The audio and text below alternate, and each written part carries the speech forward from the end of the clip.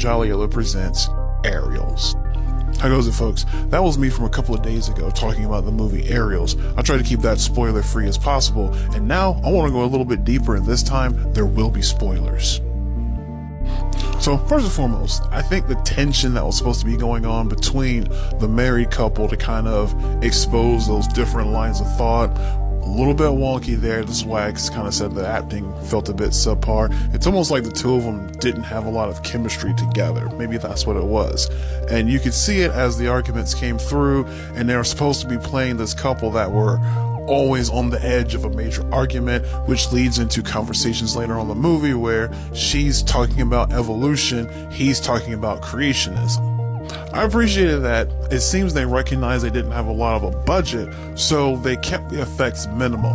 The only times they really used special effects is where the 3, maybe 4 times that an alien ship was being shown in the sky, and that's it.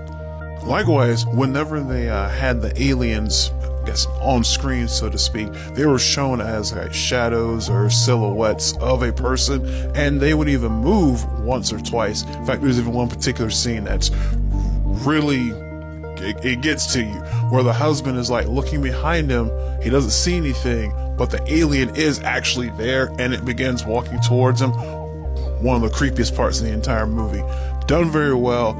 I think these folks that made this movie, I'll give them the credit on that. They seem to know how to make the most of what they have.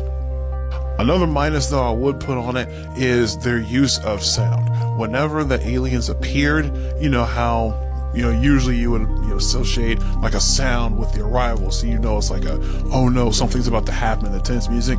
For some unknown reason, that music was much louder than the rest of the movie. It was almost like the difference between watching a TV show, the channel goes to commercials, and the commercials are drastically louder than the TV show. It was literally that bad.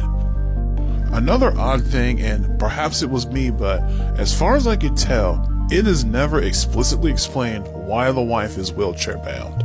And that just kind of felt weird and off. Like maybe they were going for an angle of, well, it doesn't matter why she's wheelchair bound. She's a character in the movie. Deal with it. And I can abide by that, but it just felt kind of odd. In the end, I think it's a decently good movie that could have used a little bit more in terms of editing. On the end of it, I think the movie is honestly about 15 to 20 minutes, if not more, too long. That stuff, it's a couple of conversations that could have been removed, and it would have made things flow a lot more smoothly. But this has been Jolly Yellow talking about Aerials. You folks have a good day. I'm out.